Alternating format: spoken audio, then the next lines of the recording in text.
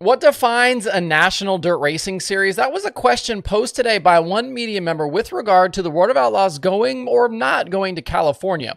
We'll talk through the situation today, and I'll share why all of the reactions to the question were kind of a bit moot. Plus, World Racing Group CEO Brian Carter talks the state of sprint cars, and we'll update the Barry Braun XR saga. Let's go.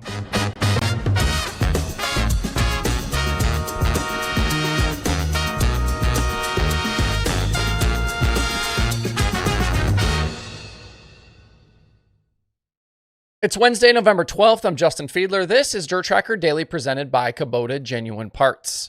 This coming Saturday, November 15th, is the final 410 sprint car race of the season, and it's happening at BAPS Motor Speedway in Pennsylvania.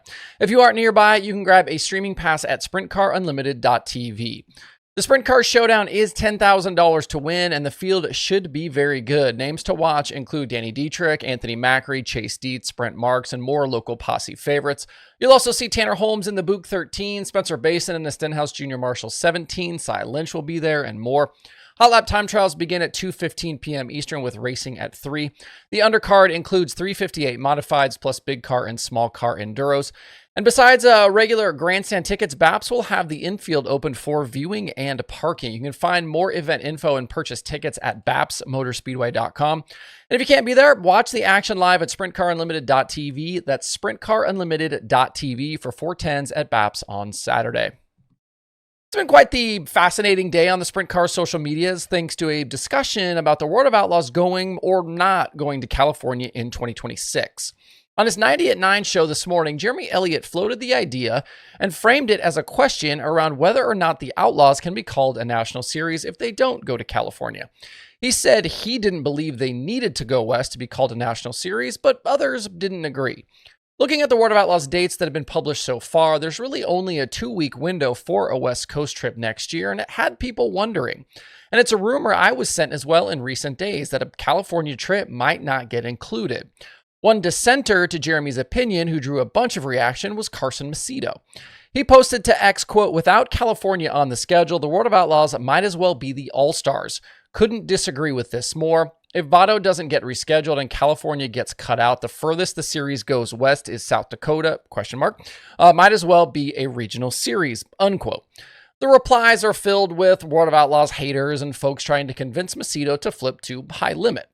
What's notable is Jeremy didn't even definitively say it's not happening, but I think a lot of folks took it that way, kind of reading through the comments. I want to look at this from a few different angles, though, and as we kind of dig in here. And first, we've seen a pullback from California in recent years. The Outlaws used to have 2 entire swings through Western states, and in 2025, it was just a handful of weekends during the second half of the season. High Limit filled that void with 2 trips out west, but the series co-owned by 2 California guys is only going once next year. As I said before, I don't think that's a great indicator. People can talk all sorts of stuff about racing politics and feelings and whatever, but at the end of the day, these decisions, they're financially based. And that's kind of full stop. Did they make enough money for the trip to be viable? It's a binary question, yes or no. Yes, we keep doing it. No, we don't. If you want to go a little bit further, I'll even give you a split on the no side. No, we didn't make money and there's no hope in the future, or no, we didn't make money, but a path to profitability is in sight. If the spring high limit trip was a raging success, they'd be back. And if the Outlaws were wildly successful out west, this wouldn't even be a question. There's a sprint car scene in California that is battling to try and stay strong right now. Some of the best drivers anywhere have come out of that state.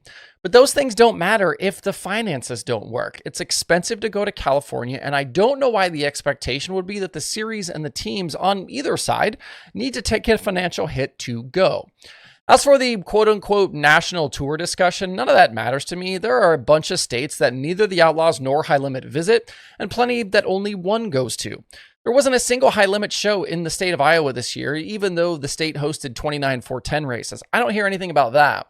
The Outlaws, they didn't go to Kansas. High Limit wasn't in Minnesota. Neither series was in Arkansas or West Virginia, despite both of those states hosting 410 shows. Not going to a state doesn't suddenly make the Outlaws or High Limit regional. They are the top 2 series no matter where they go. It's kind of a ludicrous discussion, honestly. Now, kind of jumping back to where all of this started, this 2-week window and this discussion about TBAs and all of this stuff, the Outlaws hit Vado in New Mexico before 2 weeks in California. That included Kern and Paris the first week, then Tulare the second week for the Dennis Roth Classic. In 2026, Tulare isn't available because the fair there is getting expanded to multiple weeks, so the Roth event doesn't have a home. I've not seen a draft of the Outlaw schedule, but I'm told that one was distributed to teams in recent days, and that those 2 weekends that would be California are listed as TBAs. Supposedly, though, the teams were informed that even though they're TBAs, those would still be California races. A source tells me that currently World Racing Group is working on a different track for the Roth event, and that the other weekend will be in California as well. And if you want to take it further, Brian Carter was on Wing Nation today with Steve Post and Aaron Evernham giving his yearly State of the Sport interview, and even he said it. Carter mentioned going to tracks in California they haven't been to in a long time, and that they could potentially return to the Northwest in 2027. So on some level, all of the outrage and reactions to Jeremy's question, that was just kind of a discussion question, were a bit moot. The Outlaws will be in California next year and are looking at an expansion out west for the following season. For those that think going to California is a requirement for being called a national series, don't worry, we still have 2 national tours. Jumping a bit more into that Brian Carter interview on Wing Nation, he did say that the full Outlaw schedule will be released in the next week or so, and that jives with what I've heard. I was told that the various WRG-owned series would have their schedules released in the weeks between World Finals and PRI. Also on the schedule front, he alluded to, quote, Sheldon's event in Ohio getting expanded. I'm assuming that means Sheldon Hodenshield, who promoted the Buckeye Brawl at Millstream this year. I wonder if this is maybe a bit of an indication that Sheldon stays Outlaws with that move to KCP. It would be a bit weird to run high limit but promote Outlaw races, especially an event that's multi-day. Carter also talked about additions and improvements coming to Dirt Vision, with fans getting to choose their own camera views at more events. There being more onboards and additional interactivity. He talked about things like chats being available in Dirt Vision. I'll link below to the Wing Nation YouTube video if you want to see that Carter interview for yourself. Updating the Barry Braun XR saga, I mentioned yesterday that Braun had been arrested in Lake County, Minnesota on unknown charges, but today we got more clarity. Several West Virginia news outlets are reporting that the arrest stems from an ongoing investigation in that state.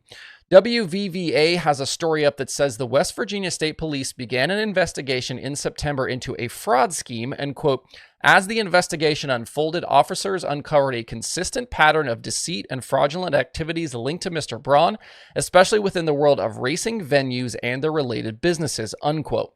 The story also says, quote, the investigation quickly brought to light enough evidence to secure warrants in Ritchie County, West Virginia.